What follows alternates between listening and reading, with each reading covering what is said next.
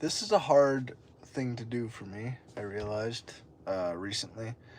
Um, for some odd reason, I find this to be more anxiety producing or provoking than simply interacting with people in the real world. Not exactly sure why.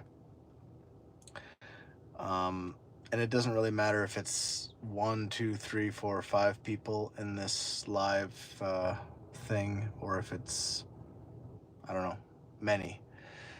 Um, Even if it was just one person that is on the other line who's back there uh, while I sit here and do this, it's kind of an interesting, it's an interesting thing that, like, it feels like the current generation has really come to terms with. And I'm trying to understand it. I'm trying to understand it.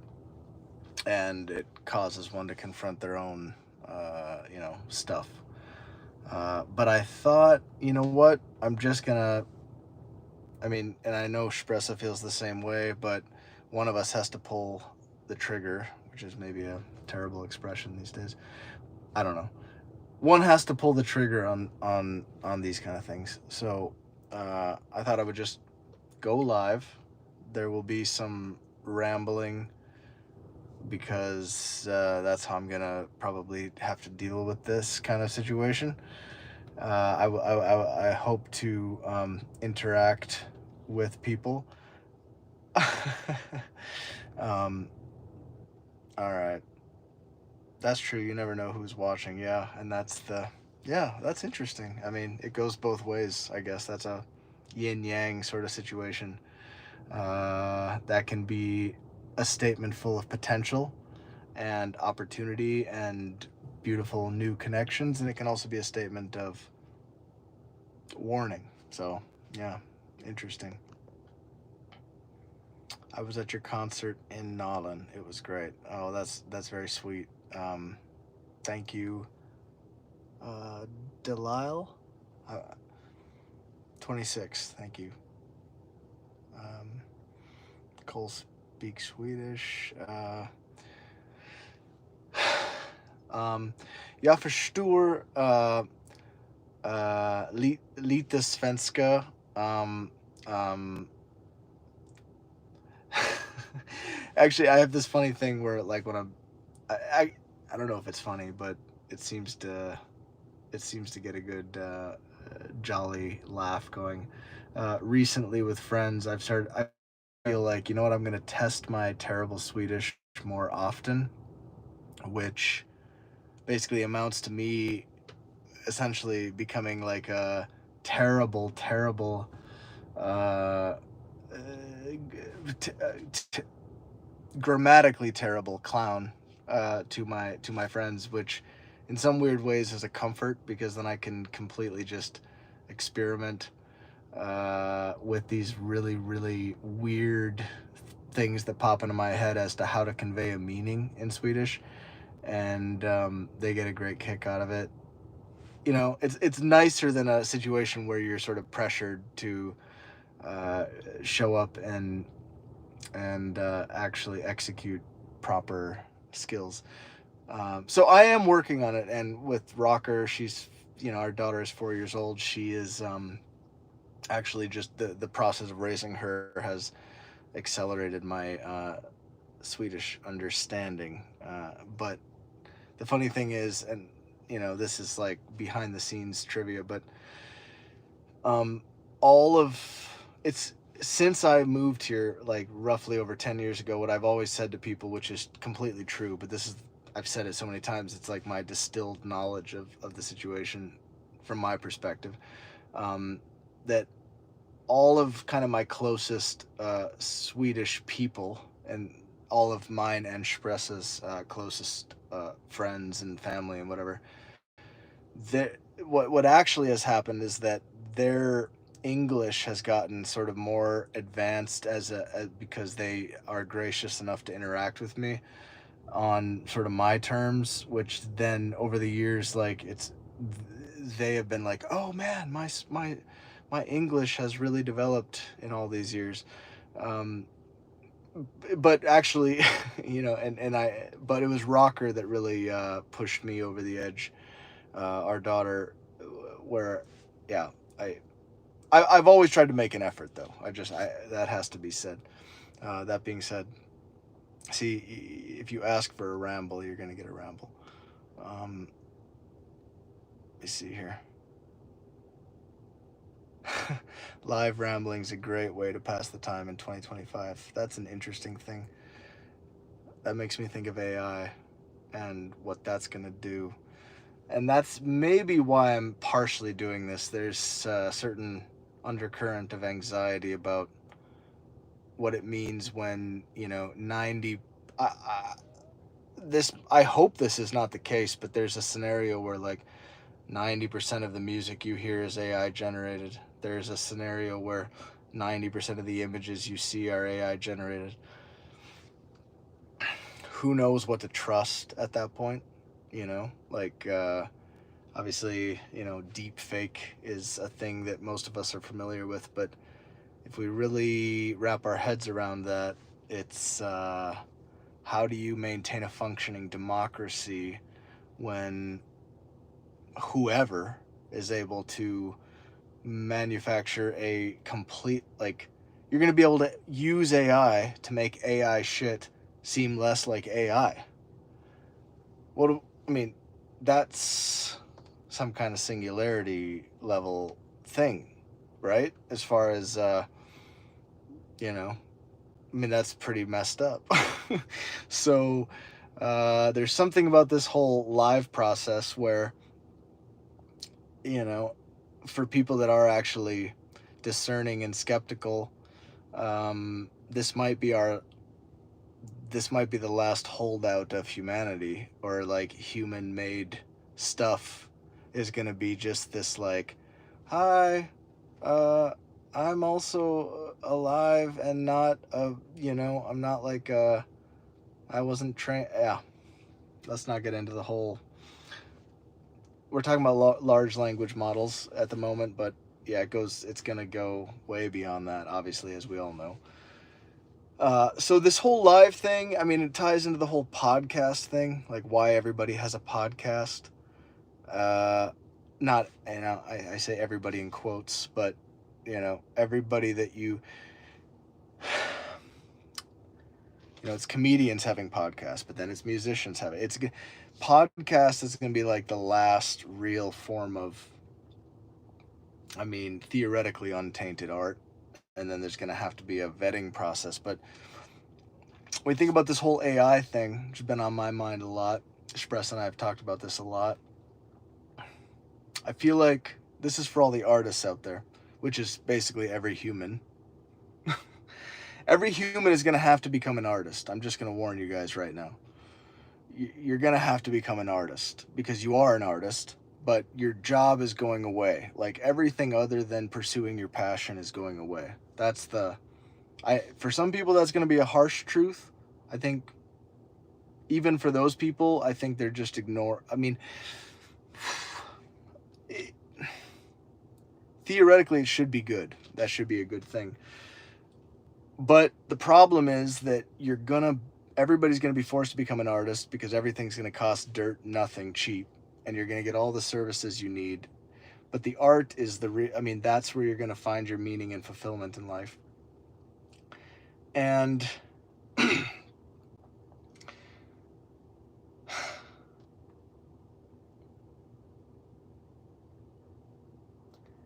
people are not ready for that. People are not ready to become artists. A lot of people. I'm not. I'm even not. This has been a huge struggle for me to like not have the structure of, okay, scratch that. That sounds very privileged. Okay, everything is a struggle on its level. Okay, so yeah, would I rather have income as an artist than having to go to a job I don't like? Yes. But the thing about losing the structure is its own difficulty.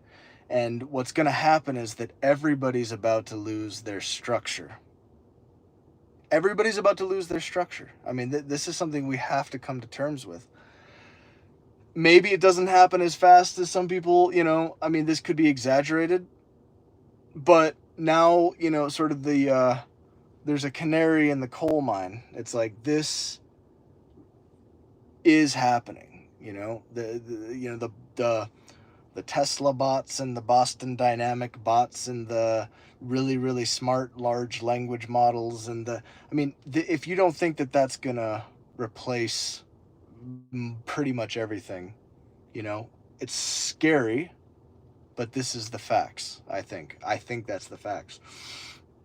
So what do you have? I mean, if I think that's gonna force all of us to confront, like, where do we find meaning in life?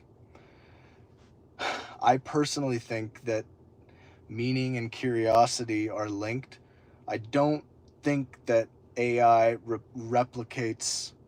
I don't think it replaces your own just sheer curiosity of being. Here I am. I exist. I'm curious about that. My curiosity leads me to explore things. My explorations lead me to create things. And then this feedback loop entails, which has nothing to do with it has very little to do with the finished product. So it's like, I also want to say, to make people feel better about the whole AI thing that's coming, is that the AI can never be you at this moment. I mean, it can be a simulation of you. Sure. Yeah, that's theoretically possible, right? But it can never be your lived experience at this moment. It can never be the weird twist of everything that makes you feel the way you feel at this moment. And that is where your art and that is where your expression should come from. We don't have a magical mirror into your experience. So just be aware that you will soon probably be forced to be an artist. And just remember that your art does not have to conform to anybody else's standards. And it actually shouldn't, because that's easy. And that's the upside of this. We've gotten a little bit of a taste of that ahead of time, and it has been an interesting experience. I don't really know how we're all going to cope with the fact that AI is going to literally replace most human jobs. Now I feel like I've probably said enough that there's probably people disagreeing with me fundamentally, and I actually am very curious about that, because I might disagree with myself.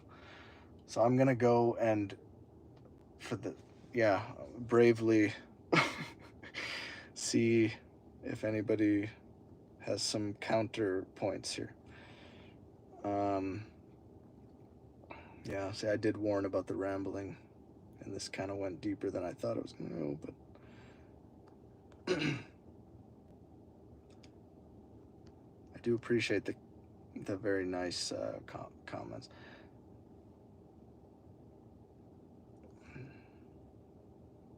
I'm not outside in the cold. I just want to answer that one. I am definitely not outside in the cold. If I sound like I'm cold, it's probably because I get a little bit nervous in these kind of situations. But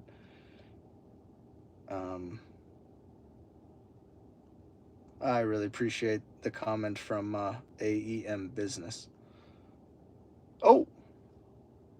Alright, yeah. Some now that I didn't read them live out of context don't make as much sense, but yeah, it will become pervasive and very short. Yeah. I hope they make an AI to get rid of my intrusive thoughts. Yeah, that's a tough one. I mean, I hear you. Really, really hear you. But it does bring up a whole host of other kind of scary issues. Stop tripping, bruh. That was Crafty Sasquatch. I'm not tripping. Not actually tripping. Just kind of taking the risk of speaking certain things out loud, which are going to elicit some pushback or anxiety on my part. AI is somebody else, and it's making me nervous. Yeah, it's a fair point. Art is a way to get rid of those. Yeah, exactly. Art is a way to get rid of those intrusive thoughts. There are calculators and creators. I'm curious from King Ether or Art Aether. I think probably you're thinking a spell like a ether. King Ether. There are calculators and creators. I would love to explore that. That sounds like a good little nugget. Used to be, but lately art has been hard to do. I'm a writer, musician, and artist, and I've been going blank when I start. That's a really interesting one as well. Um, AI ain't gonna replace artists. It's legit to feel worried about it, but it's nowhere near.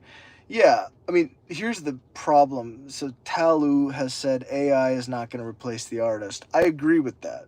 I think AI is gonna make everybody an artist, but it's going to replace like a lot of what the general public consumes. I think that's kind of where I mean, maybe that's a pessimistic view.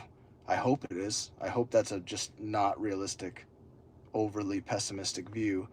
But I think, yeah, my current thought process leads me to believe that AI is going to, yeah, it's going to be like a lot of what you hear. But that depends. I mean, maybe people just push back completely against it. But I just don't, because there are some positives. I mean, there like there's potentially AI can help an art like a real like that's a troubling term too, real artist. Potentially AI can be used to um, actually allow an artist to express themselves with fewer iteration, like fewer craft limited iterations. That's a very important distinction here. What I'm talking about, craft limited iterations, because most art takes place iteratively. And when you're messing around with prompting, if you're actually trying to achieve some specific goal, that's also an iterative process. So I understand why people say prompting is an art. I agree with that actually. I think prompting is an art. But that doesn't get into the whole like the whole issue of what are these data sets trained on? Are they using copyrighted material and then regurgitating it, not in a not in the way that a human being would, which actually, people that I understand why people compare human beings being influenced and I wouldn't say regurgitating.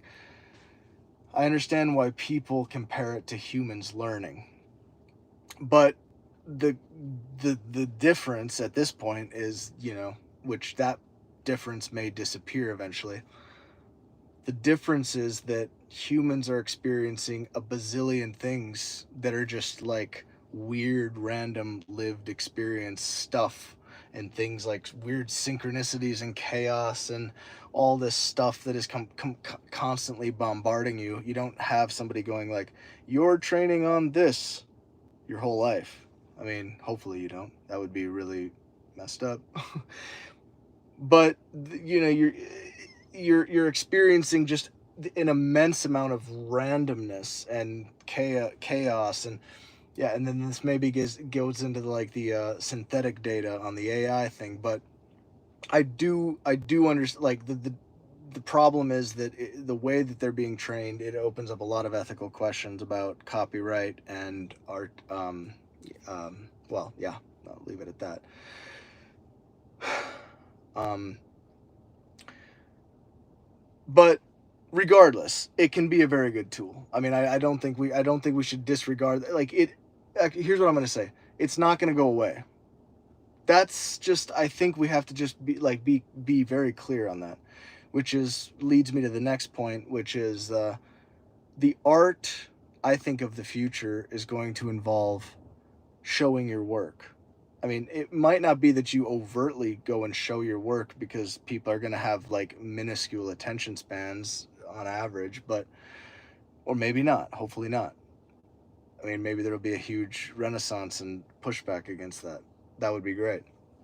But maybe in the near to midterm, I do think it's going to be more and more important to be able to say, like, here are my project files. And basically, ironically, you're going to have to let a fucking AI run through all of your project files to verify that it's not made primarily or at all with AI. And there's going to be a whole bunch of people that are extremely purist where they're like, if you did anything involving AI, out. You know what I mean? Out. But then let's see the ratio. Like, is it going to be, I mean, there's going to be stuff where you're going to expect the fact that an actual artist was making it, and you're going to find out that there wasn't. And then there's going to be stuff where it's like, okay, this person I assumed was completely 100% pure and holy, and oh my god, they did this one little thing in this one little spot where it's AI, and then people are going to have to basically navigate that. But I think if we're zooming out, you know, I mean, if we're going into the like further future, I mean, barring some kind of cataclysm, you know, this is just going to be one of the many tools of the artists of the future. I mean, we just have to, I think, reconcile with that. If art means anything, it's going to be human beings using tools that are given them. And I mean, if history teaches us anything, it's that people in the past would not understand the people of the future, and the people of the future are going to, you know, basically judge and condemn the people of the past. So, you know, it's not crazy to think that, as crazy as the whole employing AI as a tool thing, because that has not been figured out, like what the line is. Like, where is the line on employing AI as a tool versus allowing this thing to do something that you represent as you? That has not been worked out yet, but we have to assume that if it doesn't go away, it is going to be incorporated as a tool. I personally think that. Um, that was a lot. I'm gonna read some comments to see if we can have another jumping off point. Remodeling with a futuristic template for all is definitely a head fuck, but self-awareness of our own creativity should be a freedom of all, without AI intervention on human teaching / okay, I'm gonna need more time to download that one. That felt deep. That felt good, but I need to think about it. Your songs are beautiful and inspiring. Thank you. Thank you very much. I listened to AI music today and thought of you. That's weird. Okay. Not weird like it was a bad comment, but actually it's an interesting idea. So that was Cali Kig. Okay, sorry, I can't pronounce that. Caligin said, I listened to AI music today and thought of you. Interesting. All right, I'd be curious to hear more. Hey, from Minnesota, it's cold here. This is what art is for. Do you think the Illuminati is real? So I hate to get stopped there because I'm sure there are really good questions or just comments after that. But the issue of the Illuminati, how do I...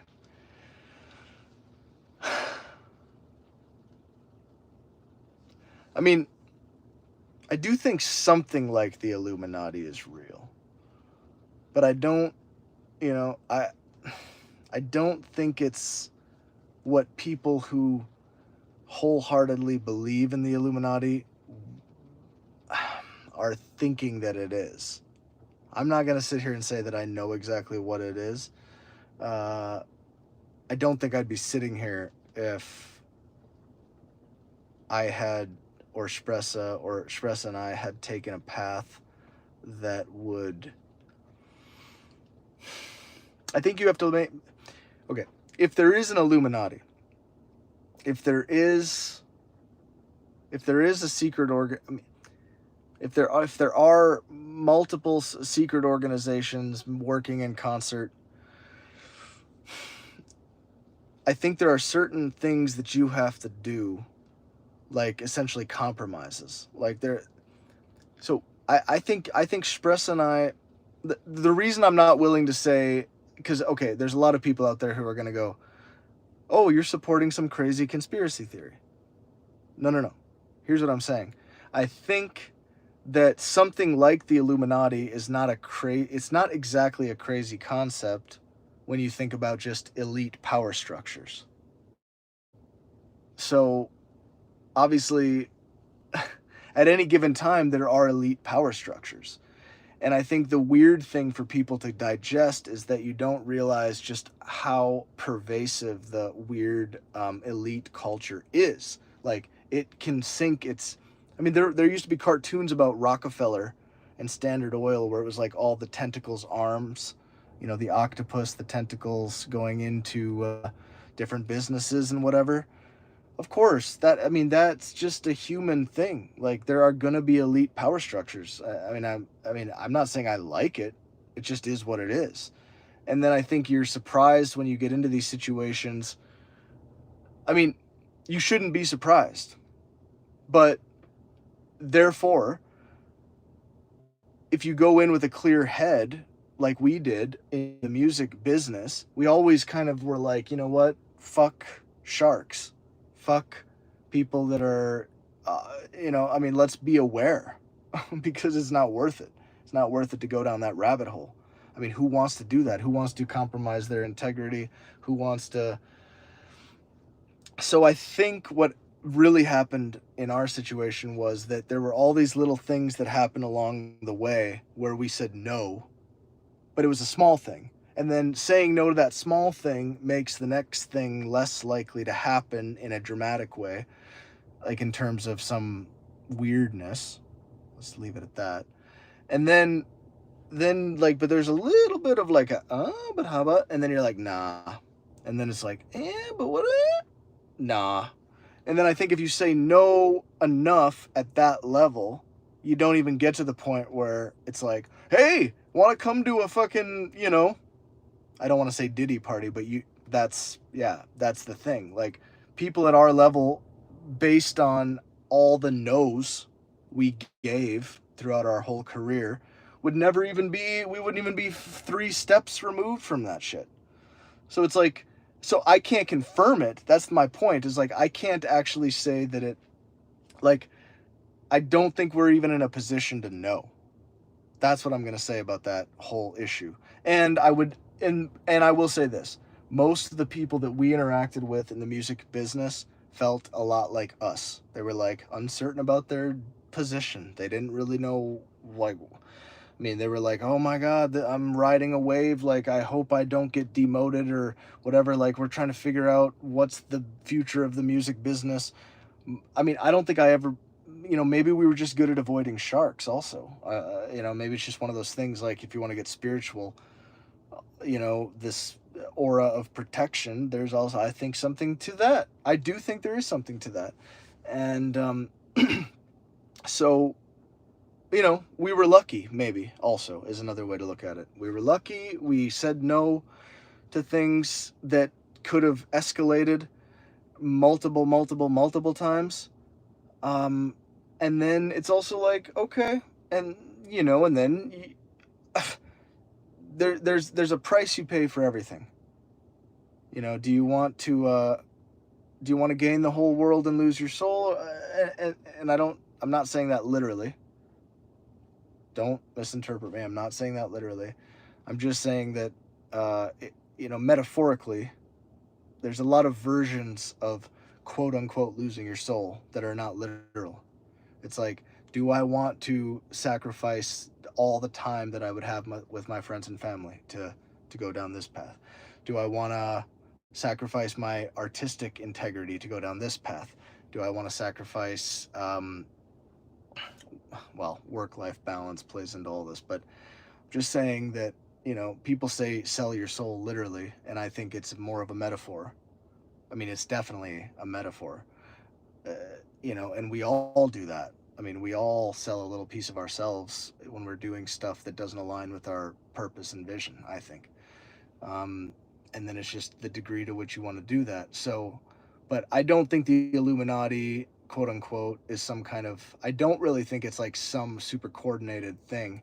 I think, the elite power structure has their own disagreements and divisions as much as anybody else does. Like, imagine like some elite power structure being 100% on the same page. It would just, that doesn't even make any sense from like a human psychology point of view. It doesn't, it, I can't even imagine it, you know? But are there weird fucking people and that are plugged into weird little clicks, and that those clicks are plugged into other little clicks? Yeah, it seems like there is that. Yeah, you know, call that what you want.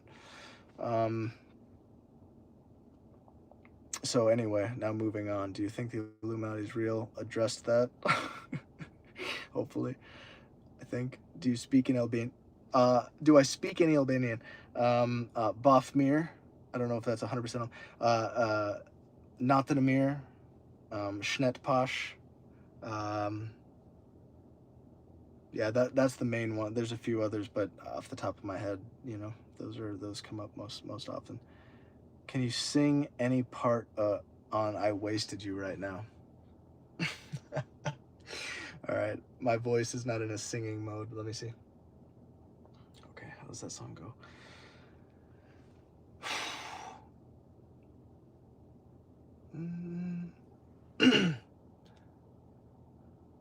I'm gonna make a fool out of myself if I do this.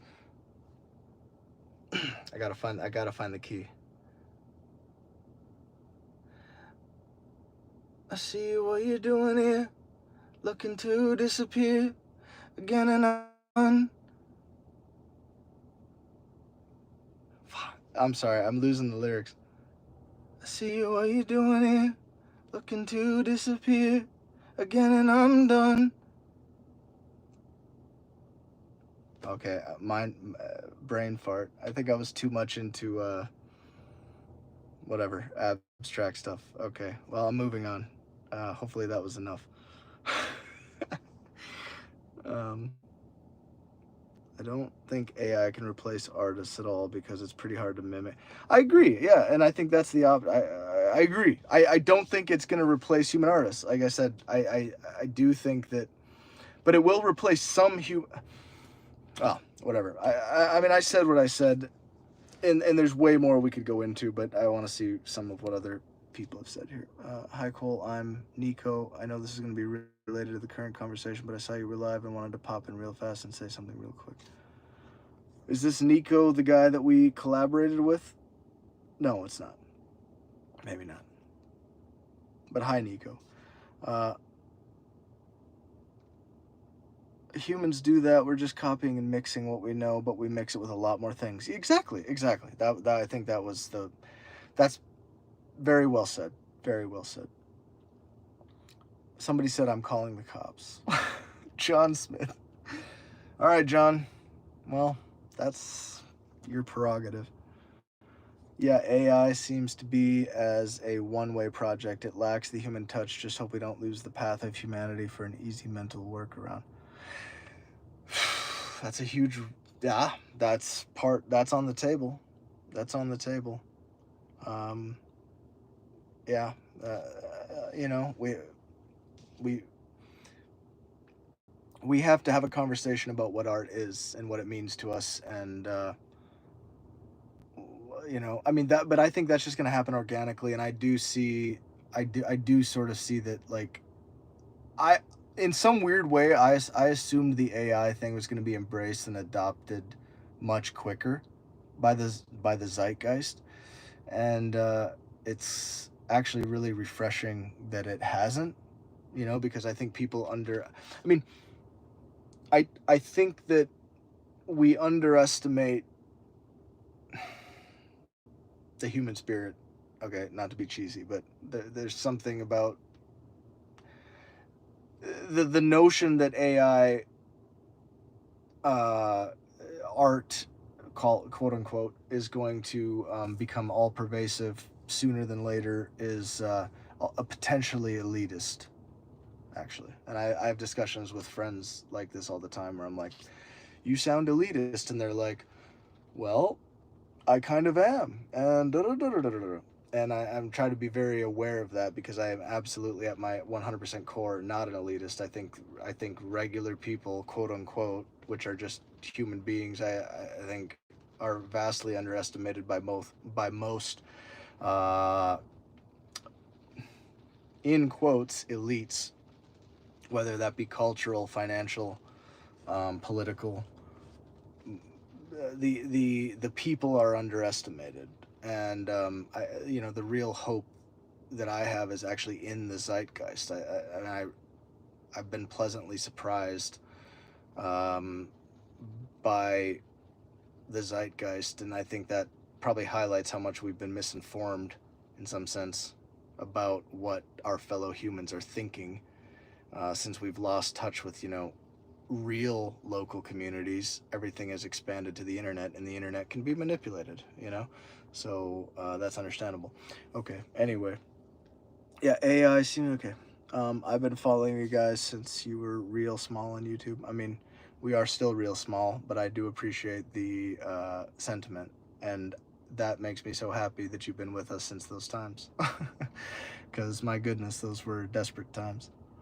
I'm super glad and happy to see you both grow how you have. It makes me so happy to see my favorite artist grow. Thank you very much. Um, that was Nico. So AI will.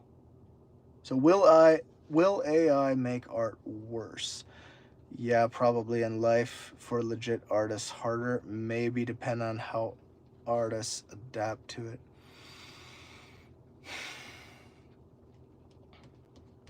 Yeah, so here's the weird thing. There's one way to look at this, right? There's another way to look at this. If you get past, if you just kind of put that aside for a minute, what you said, which I think is a very valid point. But if you just put it aside for a minute, you could also look at it as AI forcing artists of every caliber to rethink what art is and to act accordingly. And we are all going to have a different idea of what that means. I've highlighted some ideas, I think, of what that means, but there's way more than that. And people are going to have varying. I think it's, the interpretation from the artist about what their work means, where it comes from, what it represents, like the whole internal process that art has to go through, not to mention the craft process, the external process, is going to actually, I think, force. I mean, it's not going to force, but I just think human artists are creatures of adaptability. That is what makes you make art in the first place. I mean, think about where the first artist came from. Where did art come from? It was like when you actually, I mean, just let's paint a hypothetical here. We're 10,500 BC or whatever, at least according to mainstream archaeology. And you've got a hunter-gatherer tribe, and they're sitting around the campfire, and you've got one weird outcast. I'm using their terminology. I'm talking, this is the perspective of the people 10,500 BC. They got a weird outcast. He's not fit to hunt, he or she, not fit to do the normal traditional roles, right? She is not fit to do the normal traditional roles. So the tribe kind of like tolerates them, but at the same time is a bit skeptical. And maybe most of the time, I'm not saying this automatically creates an artist. I'm just saying that like every tribe's going to have people in a survival situation that are seemingly not contributing to the, you know, uh, bread and butter, shall we say, of the scenario. And then you get somebody who's sitting around the campfire or whatever, and you know what they are? They're noticing things. They're noticing things. They're taking note of how people are feeling. They're taking note of the scenarios, the situations, the stories that they hear over and over and over again. The beats that the tribe is doing, during, the big feast, the whatever the beats are. Maybe somebody's figured out to, do other stuff like, I don't know. But let's just say it starts with percussion, right? And you've got this person seemingly useless to the tribe who who all of a sudden, out of nowhere, kind of, maybe not out of nowhere, but maybe nobody noticed right away, because it takes people a while to notice. I mean, if you're just sitting there drumming half-assedly along with everybody else, but actually being a little bit out of sync, you know, like the first artist, probably seemed like they didn't really know what was going on. They probably seemed like somebody who was like, oh, and they were experimenting with some weird little beat while the tribe was going bam, bam, you know, they were locked in. But then the artist is sitting there thinking like, oh, I've heard before. They keep doing this, but they keep forgetting that they're doing it. So I'm going to, yeah, I'm going to try to remember that. Try to remember that. I mean, I have a duty in a way to remember that. And then they're listening to the conversations and the subject matter and the little melodies that are flying out. You know, I mean, whatever. Whatever they're doing, all these fragments. And then all of a sudden, well, it seems all of a sudden, but you know, every overnight success takes at least 10 years. All of a sudden, this random person at the campfire that the tribe has tolerated, that nobody really gave a shit about, that kind of they made all the jokes and they made them feel like shit and they did it. Next thing you know, that person is going and making something that incorporates the whole spirit, the soul of the tribe. That is still the job of the artist. That has not changed. I can't imagine anything that would ever change that. AI does not take that place. But for a lot of people that are just around, you know, now we're stretching the analogy very far here. I think that was enough of a point. AI could be like the invention of a musical instrument. It can be a tool. And at the same time, it on its own, not as a tool, but as just a, what do you want to call it? Like an empty vessel or a content creator.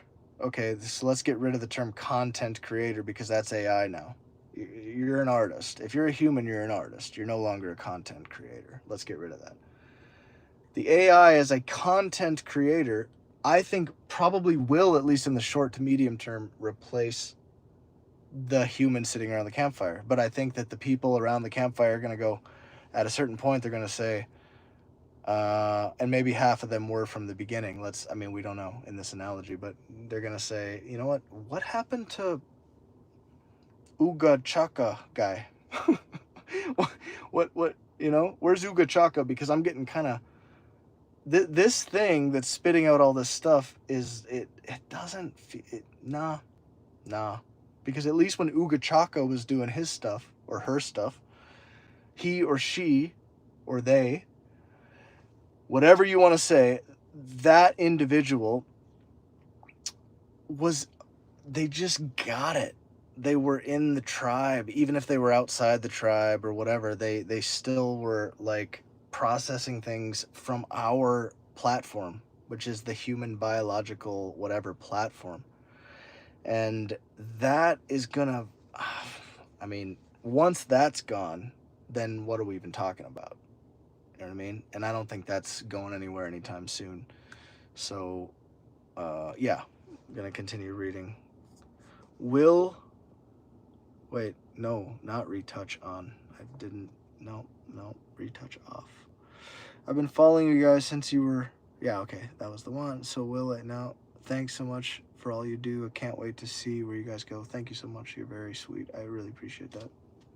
I'm so glad you went live. Me too, actually. It needs to become more comfortable. For me, the real question is not about will AI ruin arts, but more, is AI in good hands, actually? Well, God, that's a really different and good question. Is AI in good hands? Impossible to say. We don't know. I mean, but then again, like, what do you know, you have to trust. There's an element of faith here, guys. I mean, that's can't avoid it. I mean, and I'm not saying any sort of religious denomination of faith. I'm talking just, actually kind of more of a faith in humanity. And if you don't have that, yeah, I don't blame you. But this is going to be a troubling time, I think, for everyone. And I hope, well, I hope I can contribute to the conversation, and I hope Spressa and I can continue to contribute to the conversation. AI as a tool is an amazing accomplishment in the science quantitative equating, but to create art at the press of a button, that doesn't compute with me. That's interesting. That's a lot to unpack. I agree with a lot of that, and I would need to read and process further to figure out how to engage with it. AI art doesn't feel the same as human art. It lacks creativity, and AI kind of makes it look like an 8-year-old kid drew something. Yeah, no, I understand.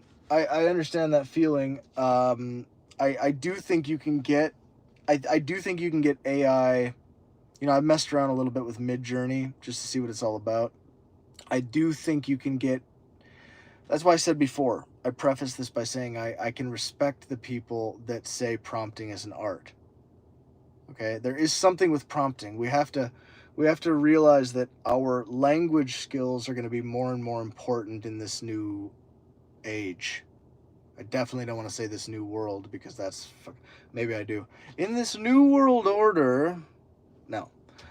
In the new age that we're, being, I guess, pushed from behind into, I do have I have a very strong feeling that this whole idea of prompting, what is that really? It's being able to articulate your thinking.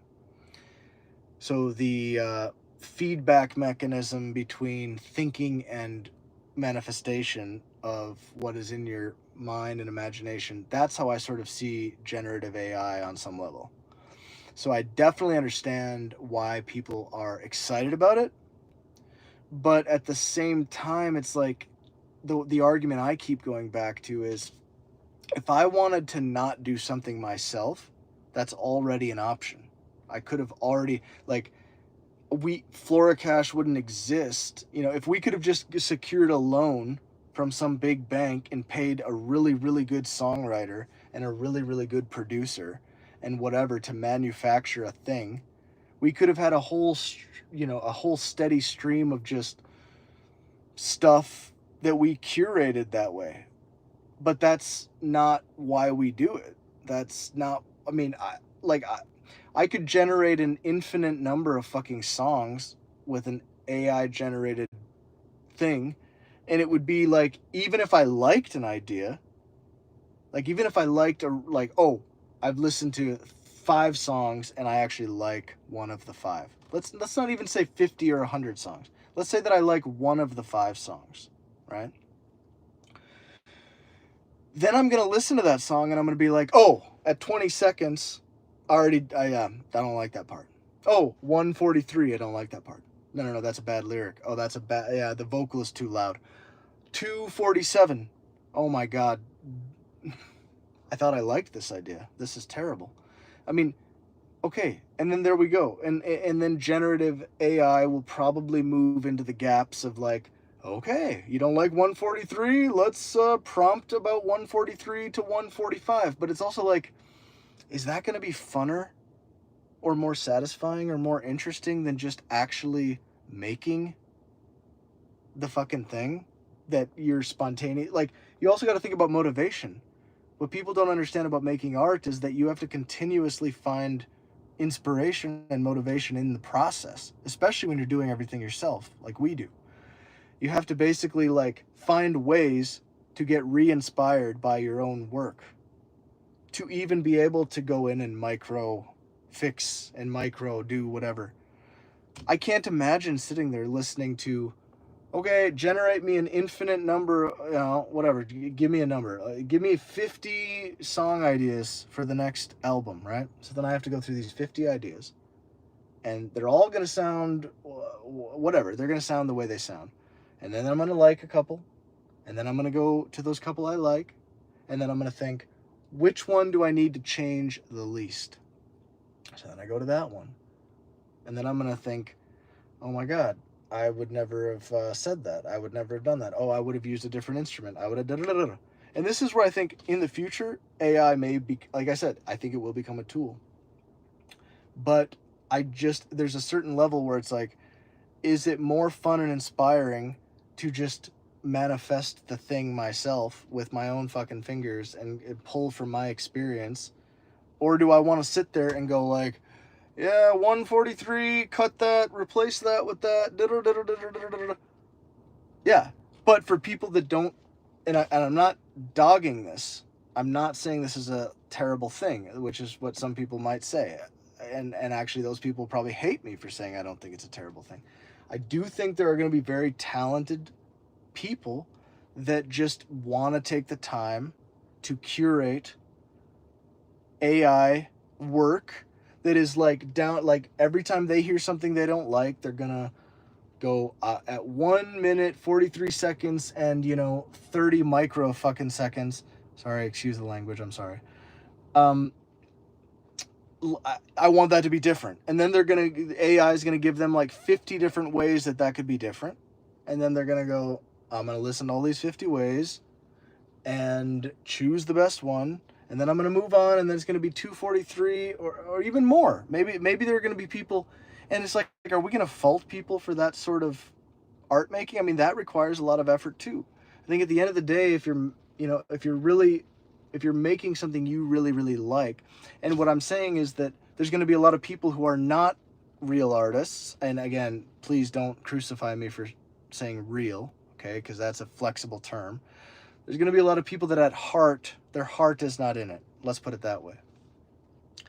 And they will just be churning things out, like, because they aren't going to have they're not going to be trying to really discriminate between like a good idea and a bad idea. And some of that stuff is going to work. And fair enough, dude. But I just think like the problem here is the scale. So it's going to be a lot of people doing that all at once, or it's probably already happening. And that's what I'm talking about when I say 90% of music is going to be AI generated, because it's going to be so many more people that have quick access to this stuff. And it's still going to have to be a cream rises to the crop scenario. But the sheer volume of music that you're going to be absorbing soon, it's going to be, even with the cream rising to the top, it's still going to be a lot of AI cream, for lack of a better word, lack of a better phrase. So yeah, that's my ramble about that. I actually probably have to hit the hay, but I do want to just go through a few comments just while we're here. I'm working on a few artistic projects, and my best work is with a pencil and a piece of paper. Technology fails to inspire me the same way. It can help as much as the paperclip on Microsoft Office. Yeah, absolutely. I mean, definitely. I totally understand that. A 9-month-old video, I put the link, but it doesn't show now. Okay, that was in response to Kelly Gigan. I can't quite remember the thread of our conversation. Hey man, I really love that song. You're somebody else. Super appreciate that. There's an American guy making music with AI, and it's very interesting. The YouTube channel is Gray Pill, but we will always need musicians too anyway. Yeah, and I think I addressed my feelings about this in this video now. Not work that's timeless like what you have in your work, bro. That's very sweet. I mean, the people will decide, and we shall see. But Shpress and I, certainly do not ever put people can think what they want about our music. Our opinions change about it, but we'd never listen to our songs and go like, oh, that sucks. Because it's just where we were at the time, and that's what we felt at the time, and there's still a part of us that resonates maybe even more strongly. I was listening to, there's a funny story about our album, Nothing Lasts Forever and It's Fine, which originally had You're Somebody Else, and that's a whole story about how we ended up licensing the song to RCA, via our Swedish label, ICEA. And I was listening back to it because I have not personally gone really back to that full album and listened to it, because I noticed that our Swedish label, because we had licensed the song to RCA, they had licensed the song to RCA with our approval and mutual approval, just to be clear. Um, they uploaded a full length, a full album video onto their YouTube channel that I didn't see until now. That was from 2020, and it doesn't have You're Somebody Else in there because that was one of the stipulations. And I listened back to it and I was like, my God, this is more relevant to us, me and Spressa, um, in our current lives now than it was even when we first released it. And I was kind of happy that You're Somebody Else wasn't in it, to be honest with you. Like, listening, I mean, it fit perfectly, but listening to that album without that song, I realized, like, man, that whole album was just, it really was therapy for us. The album is Nothing Less Forever Is Fine. Uh, and I think it holds up really well. I don't know what my original point was, but yeah, anyway, I appreciate the timeless thing because I guess, yeah, that's what triggered me. Um, yeah, I don't know. To me, it's that work feels timeless, but opinions will vary. You know a lot about the Illuminati for somebody that's part of the Illuminati. Don't be. Okay, Rodney Pittman. I've always been into truth seeking, and particularly, you know, I'm in my group of friends, I'm the conspiracy theorist guy on some level, not to a toxic level, because I went through that in high school where, like, I went down the rabbit hole too deep, and it kind of, you know, that combined with psychedelics can be, you know, a little bit troubling. If you can't kind of rein yourself back to a middle ground. But so I think where that is all distilled is that I'm skeptical of authority. I have a huge interest in human psychology. Espressa is extremely skeptical and extremely wary about people's intentions. And I think both of us have just always been aligned in this thing of, like, you know what, we're gonna pursue music as a career, but we are never going to sell out. And for us, sell out has, you know, that means don't compromise your moral, don't compromise your ethical values, don't compromise your morality.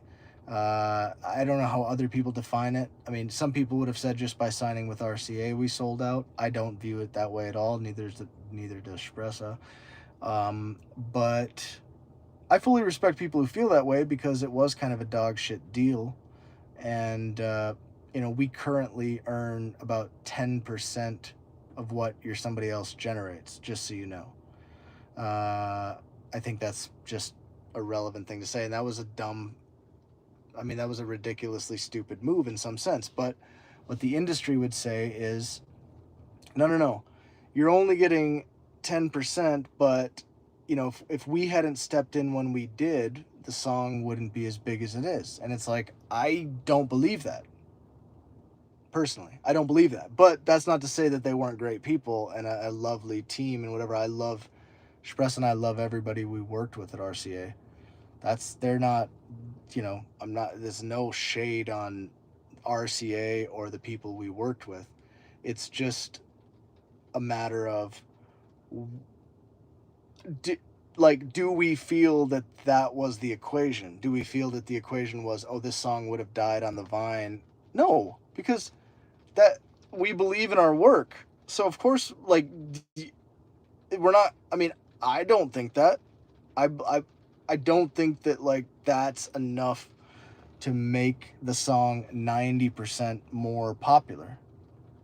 Otherwise, they would be able to do that with every single song they release. And that's clearly not the case. But you know what? I mean, it is what it is.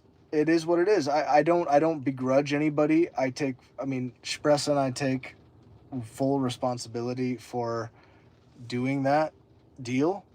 But a very interesting point about that deal, which I think might be interesting to people that are watching this who are a little bit more into this kind of stuff. When we first were about to sign that contract, the contract said, and I quote, this is the language: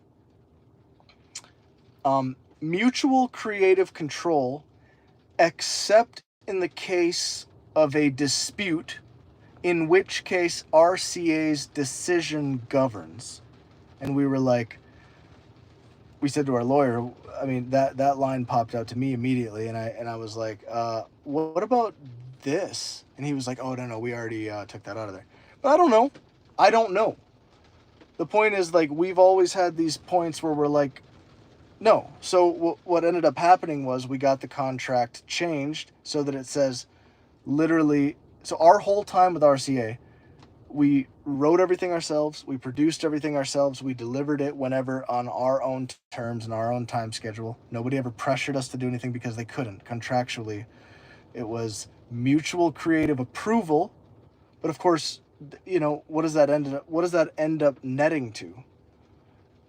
They're not going to say no in that moment. They're going to go, all right, well, we need more music. Send the music. What's the album? Where's the album? You know, but they no longer had a veto. So RCA never had a veto on our creative process. That's why I consider that we've always essentially been independent, actually. I mean, we lost a lot of money, but we've always been artistically independent. And there was one time where we did collaborate with a producer. And if you're a hardcore fan, you'll be able to figure out which song this was. And the producer wanted to take some writing credit. We were like, but you didn't write anything. So then we made him come up with some harmonies at least, because we were like, well, if we're working with this big time producer who's worked with, you know, XYZ famous people, we're at least going to have him, you know, write something. And then the guy proceeded to basically take my entire first production mix. I showed him some of the elements and he was like, oh, that's really cool. Can you send that to me? This is our first day in this like studio that cost us like $3,000 a day, when we always made all of our music in our apartment, which continues to be the case. I make music in the car. Shpressa makes music in the guest bedroom of her parents' house. And this guy was like, we're renting out the studio via the label for like $3,000 a night, or a day, actually. It was a day. And the dude is asking me to export all my freaking stems. I mean, oh, maybe it should be faster. Okay, cool. Maybe it should be a little bit of a higher key. All right, cool. But we're still using basically all these production elements, right? Yeah, but let's record a real snare. Oh, yeah, really? Wow, yeah, that definitely adds to the level of authenticity here. Yeah, we got a real snare in this, you know, $3 million studio or whatever. Cool. So we were like, never again. After that, we were like, never again. And believe me, when they can't shove producers in your face, and you want to really control everything yourself, interest sort of wanes. I mean, let me put it this way: patience diminishes with people like us. So, you know, we had a mutual parting from that situation. But again, I'm talking structural issues here. This is not any personal people. Everybody that was there, we loved. Honestly, we still keep in touch with a lot of those people today. It's just that the structure is what it is, and I definitely understand why people see that as, you know, I can't imagine the deals, like our deal was bad financially, but it was good creatively and artistically. I can't imagine the people that feel like, oh my God, my label is controlling my life. Like, I signed a really, really bad deal. Like, I can't even get the art that I want out into the world out. I can't imagine how frustrating and sad that feels. Anyway, that was a ramble. I still feel like I should go really soon, but I'm going to read a few more here. All right. Bright Lights is my favorite song, and you guys did, but most of your songs are crazy good. That was from Kung Fu Brandon. Thank you, man. Or thank you, Kung Fu Brandon. Somebody wrote, yeah, love is in the small things. Love that song. Means so much to us. Um, Somebody wrote, we adore y'all. Y'all's music changed our lives. That was Grounded Extracts. Have a feeling they might have their own channel. So thank you, Grounded Extracts. People go check them out. Um,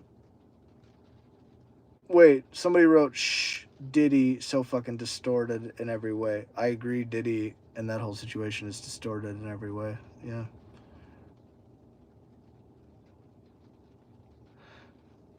Like Trent Reznor is eternal, just like a lot of your pieces of work, but AI is weak. That was James Ward. I don't think I fully understand the thrust of your question, James. I don't think I said AI is weak, but I don't know. Somebody wrote, the Bible is literal, hyperbolic, poetic. Yeah. Artistic integrity is greater than artificial intelligence. I agree with that 100%. Dustin Wilson, they own this town. Absolutely. Does any serious person think that Beyonce deserves 32 Grammy Awards? I will leave that to a question for critics and her fans. I speak country. I'm not exactly sure what you are talking about, so I'm so glad you're smiling. Oh, that's very sweet. I feel like I wasted you. Totally understand it's hard to shift gears. No. Somebody said, sorry, I threw you off course. Absolutely not. No, that was a good thing. The more AI takes off, the more human art should elevate. I agree with that. I agree with that. That's kind of, yeah, maybe that's a, I think that's a really good articulation of some of the thoughts that I've been having as well. Uh, Love the voice. Thank you. I'm mixing wood in the stove for heat and enjoying it and watching the fire. It's wonderful and relaxing. That's very sweet. Already want a new album. I mean, we have like 3 or 4 or whatever new albums worth, but it's about figuring out where everything fits and what we want to say. That's kind of tricky. I mean, even without being pretentious, it's actually it's very tricky when you have a lot of ideas and you try to narrow them down, and then you yourself are changing your perception and about what the songs mean and um, how they all fit together, because they also represent periods of time. So when we go back to projects, it's like, oh, this was something we worked on in July, and it's like, how were we feeling in July? What was going on in July? So a lot of times, weirdly enough, I've noticed a pattern where, like, if we have a song that we started in July that's like we're like really into, and then we lose interest in like maybe September or something, or even sooner, maybe a few weeks later, notice that all of a sudden when next July rolls around, we're just like, all of a sudden that project file, we go back to it and it's like, oh, it resonates because it's actually like seasonal. So I think like that's kind of an interesting thing to explore artistically. So then I'm not going to say, oh, well, this song we've worked on for 4 seasons, so we should just ignore it now because that's 1 season too many. So then there's that, and then there's things where you're like, no, I just have to get this message out there, even if it's kind of shitty and it sort of isn't polished.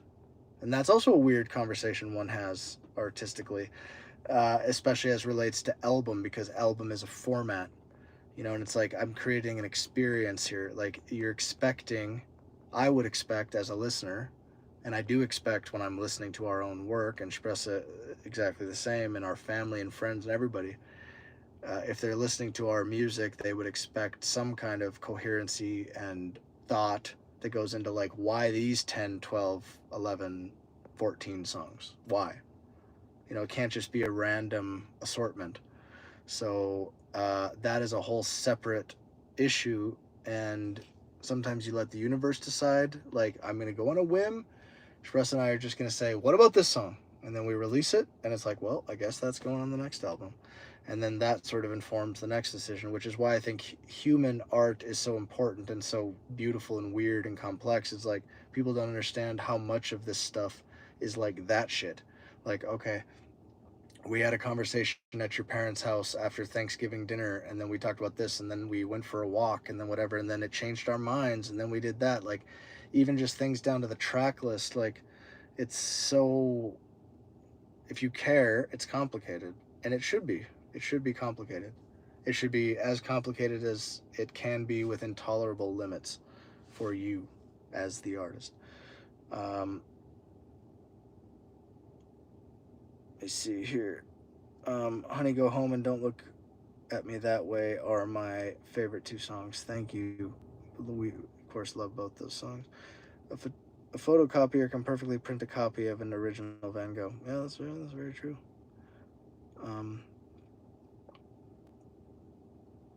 my 1-year-old daughter is in love with you and Espresso. She falls asleep listening to your music and wants to jam to it all one day. She's an old soul with incredible taste. That's very sweet. Thank you, Mark Johnson, for that comment. Twisted Severed, I haven't even read the comment yet, but he or she says, AI will force us each on our own to reckon with how we perceive and understand the distinction between what music is and what art is. Definitely. I don't disagree with that at all. Somebody replied to King Arthur, King Ether, you don't need to see the depths of paint and the manipulations therein to appreciate the true creative sculpture to Van Gogh's original works. To see the human touch of his work. Okay, that's interesting. AI might be able to create music, likely not so much art. Yeah, I mean, again, we get into semantics on a certain level here, but I'm trying to emphasize the idea that art is actually, in many ways, it's the process itself. Art is art is the hard to say this stuff without it sounding cookie cutter, but I'm trying to hint at something a little bit, I think, underappreciated. Um, the process that you take to get to a final product, I think, is as interesting as the final product itself. And I think actually, if there's one advantage to the data and all this stuff, like that if there's one advantage to AI being on all of our devices, it's going to be our ability to actually say, hey, you know what? Take all of my project files and all of my notes related to this project and just organize them for me so that I can really see the process and help me to understand, like, help me understand the iteration that I went through. Not asking AI to do anything, but just asking AI to help you organize your own thinking. I think that, to me, is one of the most exciting parts. That I think that thinking itself, like the journey you went through to create something, is going to be more and more appreciated as people are inundated with this AI art. That's my personal opinion. Um, AI bothers me because it takes away from the spiritual connection to art. Yeah, that's interesting. I mean, but I mean, just to play devil's advocate here, it's, if we want to talk spiritually, in some sense, AI is trained on the human psyche and en masse. It's trained on our collective conscious. I mean, our collective experience, our collective history, no doubt, and it's seemingly our collective unconscious in many ways. So I mean, that's why I say, like, the right prompt artist is going to be able to get that thing to spit out some really, really, really relevant stuff because it knows everything about, I mean, not everything, again, but it knows everything you could possibly Google, which there's got to be something in that, right? Like, there's got to be some understanding of the human unconscious and the human collective consciousness. I mean, there's got to, personally, I think there's got to be something to that. So that's just a little bit of like a devil's advocate there, but I also agree with your sentiment, to be honest with you. I'm just, just throwing that out there. Uh, Maybe people can reach that place through AI, but I think the process, yeah, exactly. The process of creating art for hours is what heals. I agree. I agree. So I think it's also going to be about more like, again, process. Why are you doing it? You don't even have to document it, I think, is what you're getting at as well. Uh, that I'm just thinking, the documentation part is the sharing part. But yeah, the enjoyment of art, I think, is going to have to take center stage, way more than it has in recent years.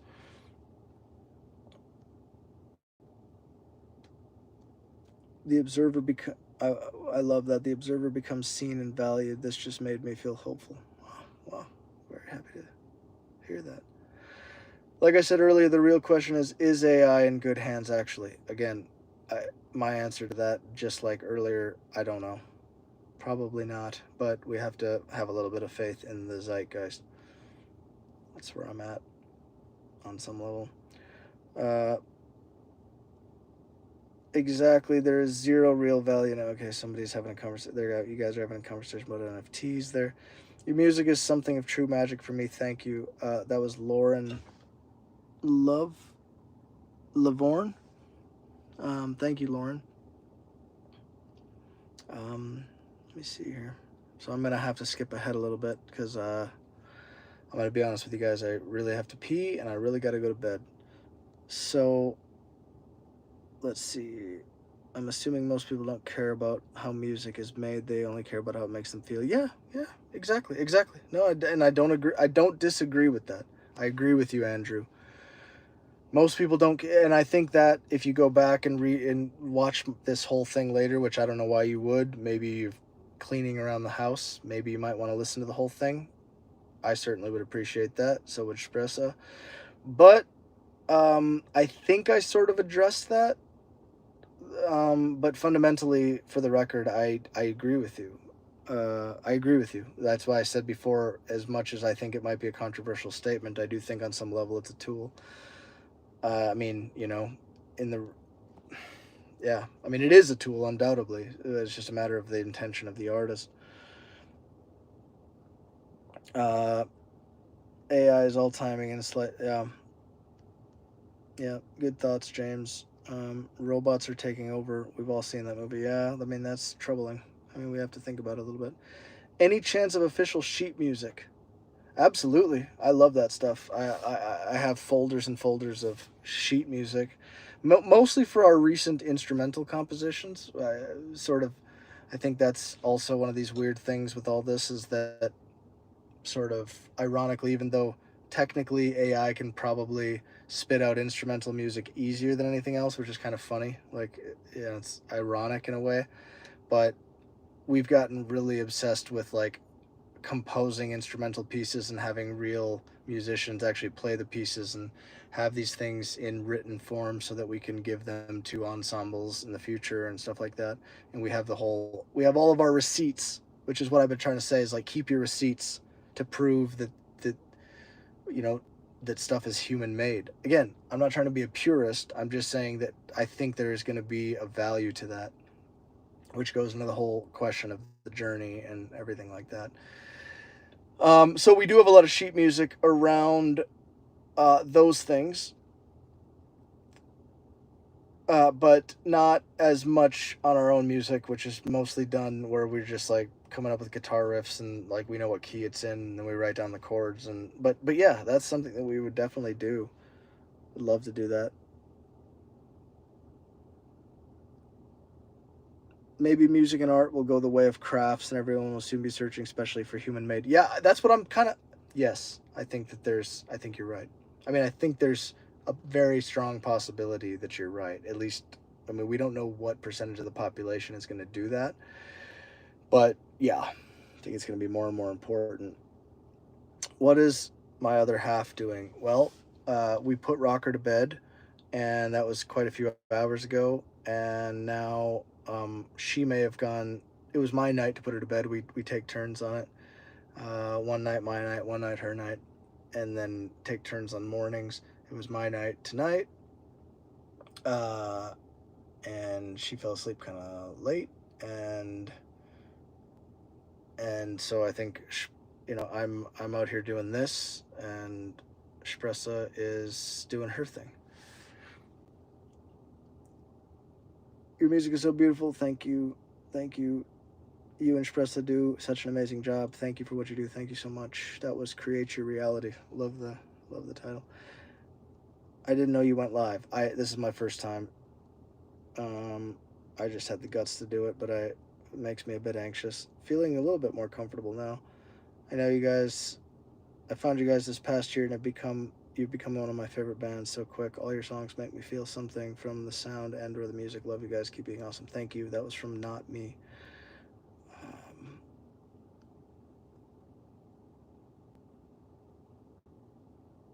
Interesting. Yeah, the rabbit hole is deep, though. Yeah, that's true. uh,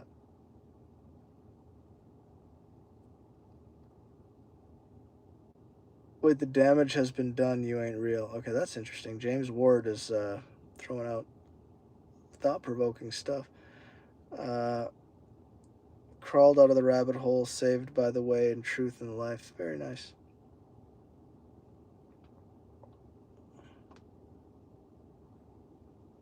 Is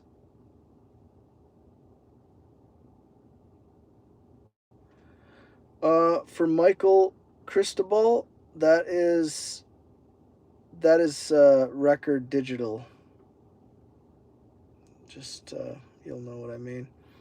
Guys, I miss your song so much. Your album is so amazing. Thank you, Nadim Hassan. I love the distorted voice you do in songs. It's done so well. Thank you, Kung Fu Brandon. Uh, yes, I might not be able to get through all these. Guys, thank you so much. I'll read these later if that's a possibility. Thank you for being here. Let's see if I can figure out how to end this. Yes, thank you so much. Love you all.